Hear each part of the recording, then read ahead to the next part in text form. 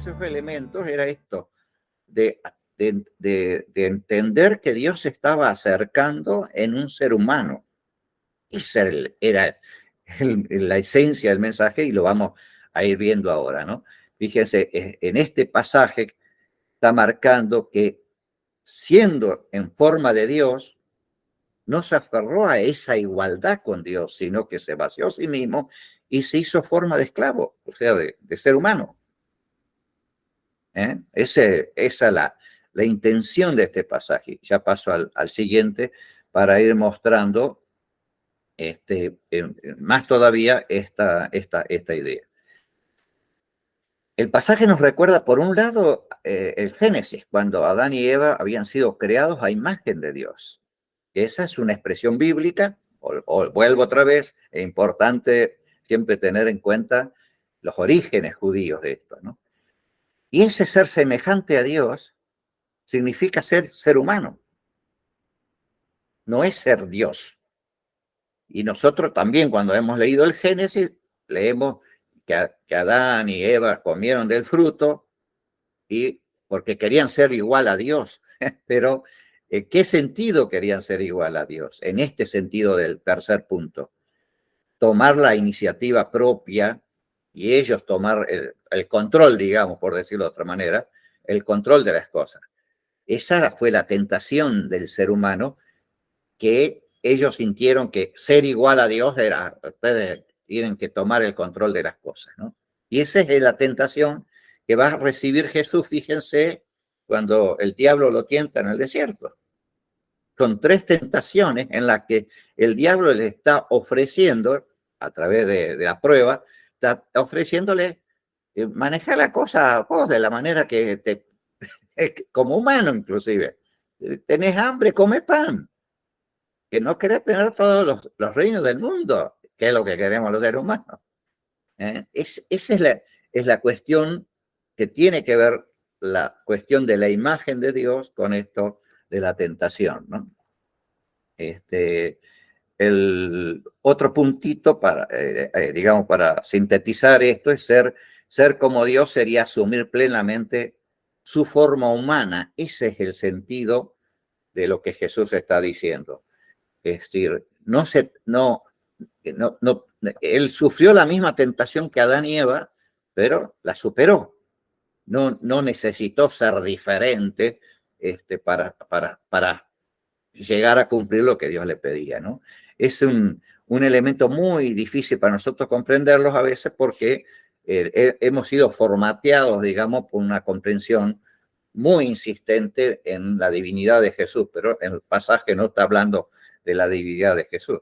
Incluso en el pasaje de la tentación, cuando habla, y le dice, si eres el Hijo de Dios, no está hablando de la divinidad de Jesús tampoco. La expresión Hijo de Dios es una expresión que tiene que ver con el poder. O sea, si eres rey, si estás a cargo de esto, te está tentando en eso justamente, ¿no? Y Jesús resistió a esas tentaciones sabiendo que su camino no era el del poder, sino el camino de la cruz. Por eso estaba permanentemente en ese sentido él muy claro, ¿no? Lo tenía muy claro. Pero a nosotros se nos escapa ese aspecto. Hay que ver el igual a Dios como el elemento de control. Por eso insisto, Cristo renunció a su derecho de gobernar la historia. Ese es el sentido que tiene este pasaje de Filipenses, ¿no? Y acá pongo lo que les decía hace un ratito con respecto al mundo judío, que es lo que nos pasó. Las iglesias gentiles ya no se mantenían en contacto con el mundo judío que describen los evangelios, fueron distanciándose. Ya no conservaban vínculos con la lengua hebrea, donde se podía decir con toda naturalidad que Adán o cualquier rey de Israel era semejante a Dios o que era hijo de Dios. Es una expresión que se usaba en el Antiguo Testamento y no tiene que ver con que es divino como Dios, es decir, con todas las características, sino es humano, pero Dios le da una tarea particular, un llamado. Es muy sinónimo a llamarlo Mesías, como le va a llamar más adelante el Antiguo Testamento. Los misioneros apostólicos entraban en contacto con el mundo cultural helenizado, ¿no?, de los griegos, y con sus disquisiciones sobre cuestiones de lo material y lo eterno y las realidades últimas. Entonces, que es toda la parte filosófica. Y en ese ambiente nuevo, estos textos no tardaron en adquirir otro significado.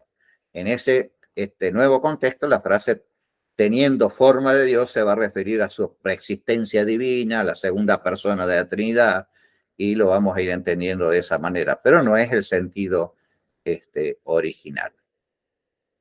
La siguiente frase que está en el texto es tomando forma de esclavo. Esto es algo que Jesús no escogió una sola vez, sino que reiteradamente fue esa actitud de siervo, de esclavo, ¿no es cierto? En ese sentido, él tomó en su brazo los niños, lavó los pies sucios de la gente, tocó leprosos, perdonó pecados. Es decir, todo ese contacto humano con Jesús es muy importante para entender justamente que esa fue su misión. La misión de él es, Dios se hizo hombre, es decir, la misión de él es acercar a Dios a los seres humanos, porque ese es otro tema del Antiguo Testamento que a veces no lo tenemos en vista. Dios se molestó en Malaquías y dijo que se iba a alejar del pueblo.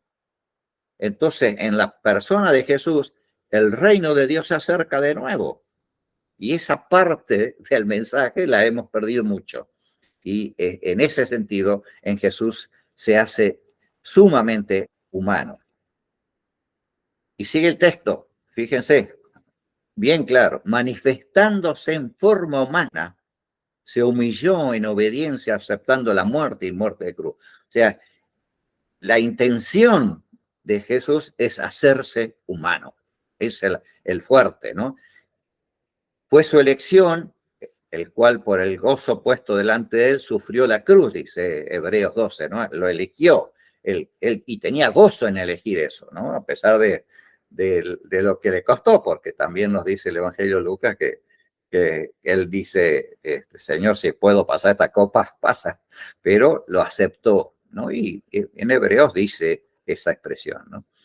El camino de la cruz no es un accidente, no es un desvío de camino hacia la victoria, es en sí misma la victoria. Y ese es otro aspecto que también hemos perdido, porque la cruz nosotros, después de Pascua, digamos, del momento que Jesús vivió la cruz y todo, después le damos otra interpretación. Pero si la miramos desde el lado de Jesús, la cruz era el castigo que daban los romanos.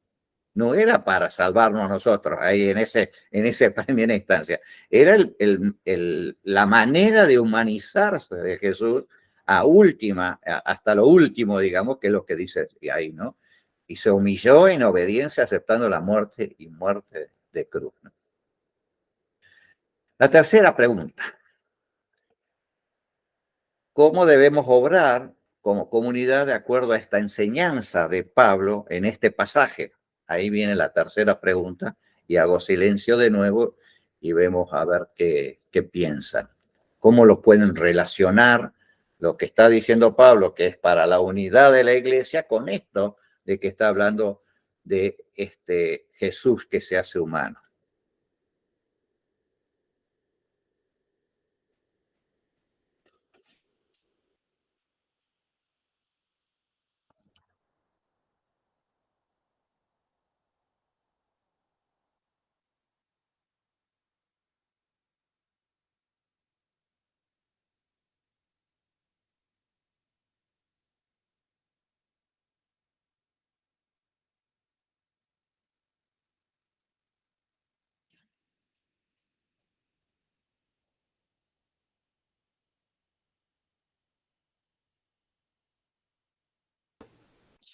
Bueno, acá hay un versículo que es bastante claro cuando dice en el versículo 3, capítulo 2, versículo 3, que nada hagamos por contienda o por vanagloria, sino que actuemos con humildad, aceptando a los otros no como superiores ni como menos que nosotros, sino como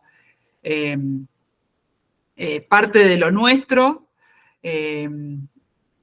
parte de esta comunidad de la que estás hablando, Ángel. Me parece que la Incluso, humildad es el punto que deberíamos tener más en cuenta a la hora de relacionarnos con mucha gente. incluso la versión que yo les di, entre paréntesis, puse que considerarlos mejores que nosotros, a los otros. Yo veo dos líneas ahí. Por un lado, algo que está mostrando el corazón del hombre. Todo lo que deberíamos aprender, incluir, cultivar, que son esas actitudes de Jesús en nosotros. Pero siempre el marco es el para qué. Siempre lo que está hablando, que ese proceso, que creo que es un proceso de madurez, debe tener como implicancia la buena relación con el otro. O sea, hay un trabajo personal, pero en función de la relación, la comunión, la convivencia. Hay como dos planos, personal y relacional. Y fíjese que pone a Jesús como ejemplo para eso, porque dice, tengan la misma manera de pensar que Jesús. O sea, para lograr la unidad hay que pensar y obviamente actuar como Jesús actuó. Ese punto de humildad, que decía recién, de humillación, incluso va a usar la expresión ahí Pablo, es la clave del vínculo en la unidad, para lograr la unidad. Pero no siempre lo hemos visto, es decir, siempre hemos visto esta cuestión de Jesús como algo doctrinal, en la que Jesús hace lo que hace para salvarnos, etcétera, ¿no? Para el proceso salvífico, pero no lo hemos visto necesariamente para ponerlo como modelo y ejemplo de nuestros vínculos humanos, que esa es la esencia, la clave fundamental para nuestros vínculos humanos, ¿no? Y se lo predica, como dije, en otro sentido, ¿no? Con un sentido más doctrinal, ¿no? Entonces, para mí las preguntas, aquí estoy haciendo dos preguntas que nos tenemos que hacer en base a este pasaje específico. ¿Nos haremos con el poder en ese pequeño mundo que podemos llegar a controlar? Y yo cuando estoy pensando este tema, le digo, estoy pensando en mi iglesia, ¿no? Yo veo mucho en los años que yo tengo ya 71 años, los años que he pasado por iglesia, es la búsqueda de cargo, en la búsqueda de tener poder en la iglesia. Es muy fuerte en el ser humano. Así como es tan fuerte la dificultad para reconciliarnos, que es lo que vimos la semana pasada y hoy mencioné, también es muy fuerte. Y fíjense que una de las cosas que Jesús le dice a sus discípulos, ¿se acuerdan la historia? En uno de los pasajes es la madre que le pide a Jesús que ponga a sus dos hijos de un lado y de la derecha y de la izquierda en su reino, y otro es los mismos discípulos pidiendo. Pero en ambos casos Jesús le dice, entre ustedes no va a ser así. No va a ser como es la manera de manejarse normalmente en el mundo, digamos, en la sociedad. Entre ustedes el primero será último y el último será primero, lo que acaba de decir Pablo. O sea, esa parte nos cuesta y es la que más dificultades tenemos en la práctica permanente de nuestras comunidades, en todos los ámbitos, ¿no? Yo estoy mucho en el ámbito, vengo muchos años trabajando en el ámbito ecuménico desde el año 80, y la dificultad más grande no es la cuestión doctrinal, no es que el otro cree una cosa y yo creo otra, la dificultad más grande es que quiero imponerme sobre el otro. Esa es la dificultad más grande del ser humano, ¿no? Entonces, por eso la pregunta es, ¿nos haremos con el poder en este pequeño mundo que podemos llegar a controlar? ¿Eso vamos a seguir manteniéndote? Yo quiero manejar la cosa, yo quiero controlarla, aunque lo digamos por dentro que no, pero en el fondo está así. ¿Podremos aprender a confiar en que nuestro valor, perdón, la palabra se me cumplió, nuestro valor como seres creados a imagen de Dios es un regalo que se nos ha otorgado y que no necesitamos aferrarnos ni defender? Esa es la cuestión, porque Jesús dice ahí, no se aferró a eso, no se agarró de eso como cosa de a qué aferrarse, ¿no? Esa es la cuestión, que es lo que hace Jesús cuando está en el Getsemaní. Dice, Señor, si quiere pasa esta copa, pero se haga tu voluntad. Ese es el elemento fundamental en esta cuestión. Le veo otra preguntita. ¿Podrá este antiguo himno ayudarnos a dejar que la semejanza a Dios, o sea que somos seres humanos, esa es la semejanza a Dios, la dignidad y el respeto se definan ya no como un logro, sino como un don? Es decir, cuando hablamos de lo que yo mencioné hoy, de que uno de los temas de esta unidad y de la participación como comunidad, justamente los dones, porque los dones nos deben igualar, no hacernos diferentes, y no nos deben poner en un lugar de superioridad, sino justamente nivelarnos y que todos podamos ser útiles en lo que hagamos para la comunidad. Podemos sentir que es un don esto que Dios nos da como ser humano o no. No el dominio, sino el servicio. Esa es la clave de Jesús. La cruz para Jesús fue dejar el dominio, la tentación del dominio que le daba Pablo, el diablo, y ponerse al servicio de los demás, a tal punto de dar su vida por la humanidad. Es decir, esa es la clave del ministerio de Jesús y la esencia de esto. Les veo otro pasaje que muy conocido de Juan 1:14, que dice, la palabra se hizo carne. También otra vez la vemos permanentemente con el sentido a veces doctrinal y todo, pero el mensaje de Dios, que de Dios tomó forma palpable, es lo que quiere decir esta expresión de carne, plenamente humana. Jesús resulta demasiado cercano y sencillo, demasiado accesible, demasiado imperdurable. Carne significa que se hizo débil, humilde y vulnerable. Y esa es la palabra para mí clave de todo esto, digamos, que usamos hoy, digamos, no se usaba en aquella época, pero la usamos nosotros hoy, la vulnerabilidad. A los seres humanos nos cuesta ser vulnerables. Y yo siempre doy el ejemplo de un bebé, ¿no? Porque yo siento que es lo más vulnerable como humanos que hay, ¿no? Un bebé, y fíjense el poder que tiene un bebé. A pesar de ser tan vulnerable, no puede vivir sin estar cuidado por sus padres, por adultos, por otros. Pero tiene un poder impresionante. ¿Cuánto logra hacer un bebé en una familia? Positivamente y a veces lamentablemente negativamente, porque hay matrimonios que dicen, bueno, van a mejorar nuestras relaciones cuando tengamos un hijo, y resulta que es al revés, porque el bebé tiene tanta demanda, y fíjense cómo el bebé va creciendo y necesita límites, porque es terriblemente manipulador. Se va haciendo cada vez, que es la esencia nuestra humana, ¿no? Pero fíjense, en esa vulnerabilidad, cómo está por dentro el poder querer manipular, ¿no? Para mí el bebé es el ejemplo más claro de esto, ¿no? De lo débil y de lo vulnerable. La palabra eterna de Jesús, de Dios, osa ponerse a nuestra merced. Es el sentido de esta carne. El poder creador que cimienta toda la creación se vació a sí mismo en el molde frágil de la humanidad, tomando forma en Jesús. Y hay otra expresión que me gusta, y es que en Jesús podemos conocer a Dios. Es decir, en ese ser humano podemos conocer a Dios.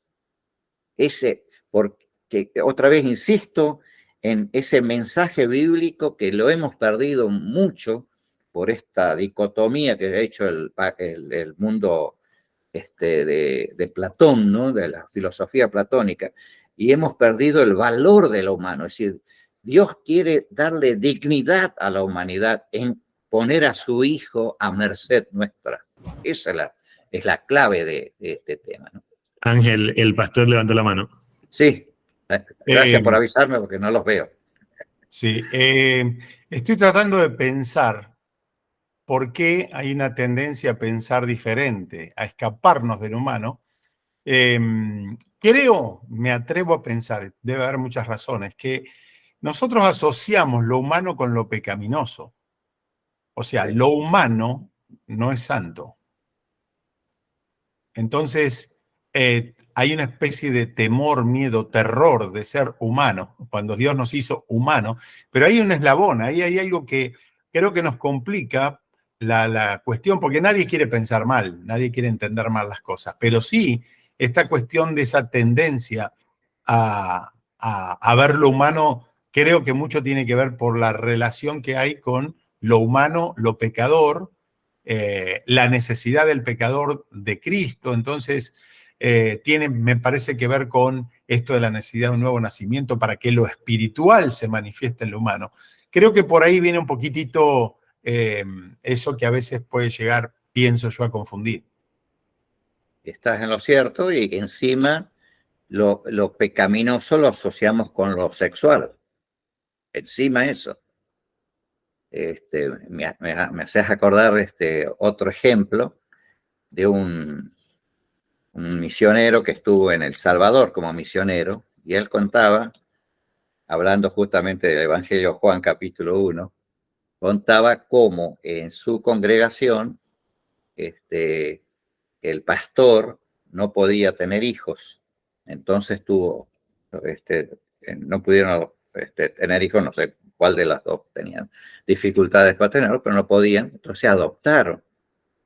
Y unas viejitas, dice, que las escucha hablando así después de la reunión, dice, qué bueno, dice, es la mejor manera que un pastor puede tener hijos, haciendo alusión a que no tuvieron hijos a través de la relación sexual. Fíjense de fuerte que es. Y justo este autor que estoy citando, el misionero lo cita a esto en este contexto, hablando de lo que él habla del escándalo, de lo que es el escándalo de la llegada de Jesús como humano para el ser humano, para el contexto religioso de la época.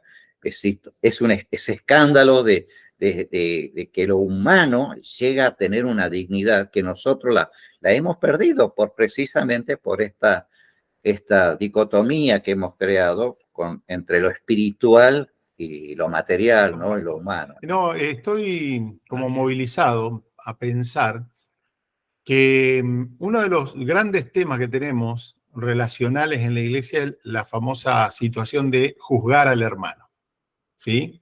Mirar la paja del ojo ajeno, mirar al otro. Y yo creo que puede llegar a ser también una reacción natural de denunciar lo que vemos humano en el otro. O sea, reacciono en realidad, como dicen algunos, efecto espejo, podríamos decir, reacciono a mí mismo, a mi humanidad también, ¿no? Proyecto y demás. Pero me parece que puede ser eso también, que hay una cuestión que tenemos que endiosar o tenemos una especie de medida para decir, este hombre sí es espiritual, y cuando vemos que no está a ese nivel, creo que ahí reaccionamos, ¿no? Y bueno, mencionaste la disciplina y creo que ahí sí tomamos la justicia en mano propia y entonces nos creemos con la autoridad de disciplinar, que creo que es la última estación antes de la pérdida de la relación, ¿no? Estando en Carolina del Norte, en una oportunidad, yo tenía las clases ahí en Siler City, tenía clase bíblica, y uno de los miembros de la clase se fue a hablar con el pastor para decirle de que yo había hablado de que el vino que Jesús había compartido y compartían, digamos, en la época de la Pascua, era vino con alcohol, digamos, normal, ¿no? Nos cuesta mucho aceptar esas cosas.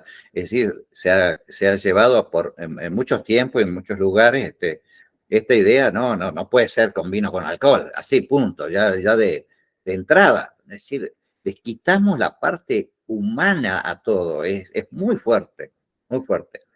Y entre esas, el elemento de lo humano que quiero resaltar ahora es la debilidad. Por eso le di los pasajes de la debilidad. Fíjense que otra vez aquí lo menciona. Dice, el reino que Jesús nos propone no está basado en el despliegue de poder, sino en la debilidad humana, que es donde Dios obra, que son los pasajes que ustedes vieron, y ustedes señalaron. Es decir, Dios obra en nuestra debilidad, es lo que va a decir Pablo permanentemente, ¿no? Inclusive, es más todavía, si nosotros queremos sacar el pecho y mostrar que nosotros sabemos, y qué sé yo, Dios no nos usa tanto. Es al revés. Cuando nosotros bajamos el copete y nos dejamos llevar por Dios, es ahí donde Dios nos utiliza, ¿no? Perdón, cierto que tengo que volver a mí.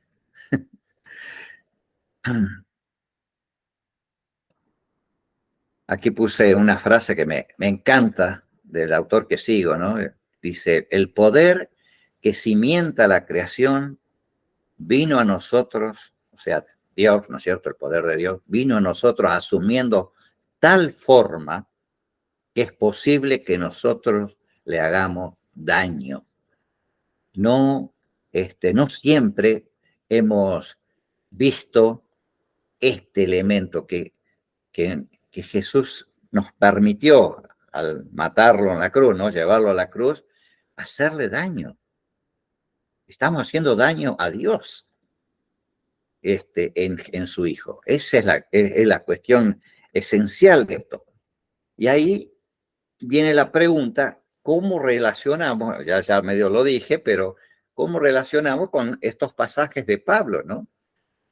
Que él, cuando estaba enfermo, que no sabemos qué es la enfermedad que tuvo, él dijo, bástate mi gracia. Es decir, necesitaba de esta cuestión de la debilidad, y lo pongo como elemento porque está muy relacionado a lo que hablábamos la semana pasada, una vez más, ¿no? Es decir, la parte humana, bien humana, de estos elementos que integran nuestra comunidad como iglesia, que son los que a veces no los queremos espiritualizar, los queremos santificar, digamos, pero en el sentido de quitarle la parte humana para ponerlo más como algo espiritual, como Dios o una cosa por el estilo. Pero Dios usa esta parte natural nuestra, humana, y nos cuesta eso. Sí. Fíjense cómo es la cuestión digamos, inclusive del proceso del mismo Jesús, de haber llegado a través de una mujer, de haber nacido desde una mujer, y esa cuestión de la interpretación, de decir que fue concebido por el Espíritu Santo, el judaísmo entiende de una manera totalmente distinta a lo que lo ha ido entendiendo el cristianismo posteriormente. Y nosotros sabemos todo, no sé si todos, pero sabemos algo de ese proceso, de cómo se fue entronando la Virgen María de tal manera que termina ya en 1800, en el primer concilio vaticano, se pone a María como que fue concebida sin pecado, ella.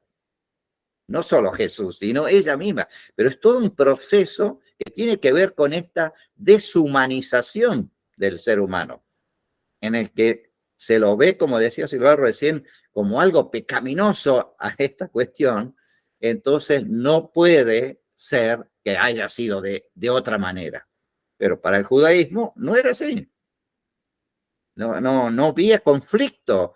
Incluso la expresión que se usa en el Nuevo Testamento tiene que ver con el nacimiento de un rey, de Ezequías, cuando habla de que fue concebida una virgen.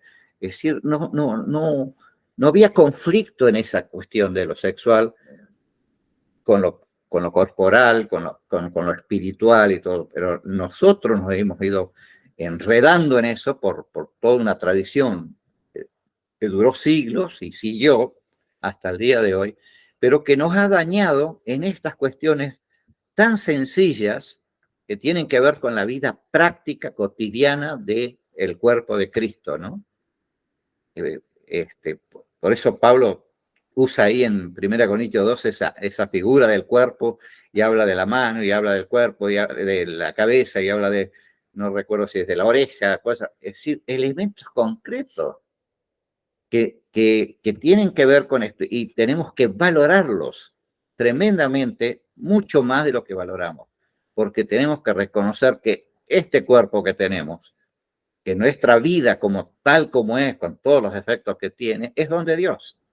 Y es don de Dios para la comunidad que es la iglesia. Y que Dios obra a través justamente de este cuerpo débil, de esta humanidad nuestra tan débil, tan frágil y tan propensa a caer, a pecar, a desviarnos, pero que Dios nos da siempre la oportunidad de volver. Por eso el primer camino de la semana pasada era la reconciliación. Y no la reconciliación solo porque alguien me ofendió, sino decíamos la reconciliación porque yo veo a alguien que no está actuando bien, que también lo voy a ayudar en el proceso, precisamente por nuestra humanidad. Y ahí vamos a Gálatas 6, y con esto termino, que es justamente Pablo ahí está hablando de llevar la carga de los otros. Porque si vemos que alguien ha pecado, nosotros tenemos que ayudarlo en volver. Y porque sabemos que nosotros mismos somos como el otro y débil. Pero en nuestra autodefensa, digamos, que los mecanismos que nosotros usamos, tratado, primero, no mostrarnos débiles, porque el sistema del mundo nos dice, no te muestres débil. Siempre tenés que mostrarte que vos sabés, que vos conocés, que no mostres tu debilidad. Pero no es la manera que Dios obra con nosotros. Y esa es la parte difícil. Y es lo que sufrió Jesús. Por eso fue a la cruz Jesús. Porque él no luchó. Los discípulos querían sacar la espada, pero Jesús no. Él no luchó para impedir que sea muerto. Él dejó eso porque era el camino que Dios nos plantea, que es el camino del reino. La cruz es el camino del reino. Es a dónde tenemos que llegar. Y por eso somos inclusive invitados a llevar cada uno nuestra cruz, como la de Jesús. Silvano dijo, uno de nuestros problemas es la idealización, que es parte de todo esto que estamos hablando, ¿no? Queremos idealizar la iglesia y nuestra comunidad y todo eso, y no realmente al trabajar por esa comunidad, que no es perfecta en absoluto. Está llena, como somos nosotros los seres humanos, llena de debilidades, de tentaciones, de propensos a equivocarnos, a hablar mal del otro, especialmente quizá lo peor que hacemos, hablar mal, pensar mal del otro, y no buscar reconciliación, buscar el camino de ir aceptando al otro como es y ir descubriendo el don que Dios da a cada uno, o los dones que Dios da a cada uno, ¿no? Es todo un proceso de desidealizar para construir desde otro ángulo, ¿no? Desde el ángulo de la debilidad. ¿Pregunta? Sí. ¿No? Y como dice Pablo en Romanos 5, creo, 5:8, Cristo murió por nosotros cuando aún éramos pecadores. No teníamos que hacer nada. No, cuando uno empieza a ver esto, empiezan los versículos a salir, increíble cómo se van reconciliando muchos textos, inclusive a través se acerca un hermano mayor, sí, de mi edad, perdón, no mayor, sino de mi edad, no. Que él se empezó a encontrar versículos en la Biblia que van en contra de lo que él aprendió, que tiene que ver con la cuestión de las obras, o expresiones como este bautismo salva, o cosas por el estilo. Y esas son las cosas que nos ha pasado, hemos leído la Biblia por un esquema doctrinal, y la Biblia no tiene doctrina, eso es un error histórico que tenemos, que yo lo puse en la lista de los, se adoctrinalizó el cristianismo y se dogmatizó encima, pero peor, ¿no? Aparte de adoctrinizar. Es decir, lo que hay en el concepto hebreo, judío, son creencias, por decirlo, no es doctrina, es creencia. Creen en Dios, creen en el infierno, creen en los ángeles, tienen creencias, pero no un sistema doctrinal elaborado. Eso no existe. Ni siquiera que nosotros hemos puesto la carta a los romanos como el sistema doctrinal más fuerte. No, cuando uno lee Romano desde otra perspectiva más humana, que la tiene, pues está muy marcado a lo humano, vemos de otra manera. Lo que Pablo hace es argumentar, lo que está tratando de argumentar toda la carta de Pablo a los romanos, es decirle, esa rivalidad que hay entre los judíos y los gentiles no tiene que existir por tales motivos, y da toda la lista, ¿no? Para un lado, para el otro, porque después también le da a los gentiles diciendo, ustedes no se crean, ustedes que han sido elegidos porque los otros los sacaron, pero así como ustedes entraron, yo los puedo poner a los otros también, ¿bien? Que termina diciendo en Romanos capítulo 11. Entonces, es todo un proceso que tiene que ver con la problemática que tenía la iglesia de Roma. No, algo práctico, concreto. Y te sumo algo más. Parece que después Pablo le afloja un poquito la mano, porque entra en algunos capítulos que hablan cosas muy, muy humanas y muy relacionales, ¿no? Y al final, el último capítulo, yo creo que, fíjate que es cierto, vimos Romano como un tratado doctrinal, ¿no? Fuerte. Pero en el último capítulo, creo que es el capítulo donde más él agradece a la gente. Ahí se pone a mirar a la gente y agradece. Es una lista muy, muy larga de personas, donde él finalmente sale desde ese lugar, porque empieza fuerte. El capítulo 1, 2 empieza muy fuerte, pero después termina cerrando esa carta con una profunda gratitud a la gente que lo acompañó, ¿no? Y habla, ese capítulo es una cosa muy interesante, habla de las reuniones en distintos hogares. Es decir, había varias comunidades dentro de Roma, porque habla de la iglesia que está en tal lado y tal otra, por lo menos menciona 3, y toca el tema central, que es el conflicto judío-gentil, ¿no? Es el tema, que lo dice, él dice, fui llamado, es ahí donde él va a decir que él fue llamado con ese ministerio a los gentiles, está dicho ahí en la carta de Romanos. Y todo el tiempo tiene que ver con estas cuestiones, bien humanas, bien de los vínculos, de las relaciones. Y los argumentos que utiliza, que son argumentos del Antiguo Testamento, por ejemplo, el capítulo 4 que va a hablar de Abraham, y está diciendo, si Abraham no era judío cuando Dios lo llamó, era gentil. Esos argumentos usaba. Habla de la esperanza de Abraham, de haber luchado esperanza contra esperanza porque no podía tener un hijo. Habla de esas cuestiones humanas. Es muy humano son las cartas de Pablo, y algunas son más humanas por Corintios, ni hablar. Habla hasta de los problemas serios que tenía la iglesia de Corinto. O sea que tenemos que ver la Biblia para mí desde ese ángulo humano, porque está escrita por seres humanos, para otros seres humanos, respecto a sus vivencias espirituales, pero que tienen que ver con los vínculos. Es decir, dice, si yo digo que conozco a Dios y no amo a mi hermano, estoy mintiendo. Es el tema de la Biblia. Es decir, si yo no tengo buenos vínculos humanos, no tengo buenas relaciones humanas, estoy contradiciendo el mensaje bíblico. En otras palabras.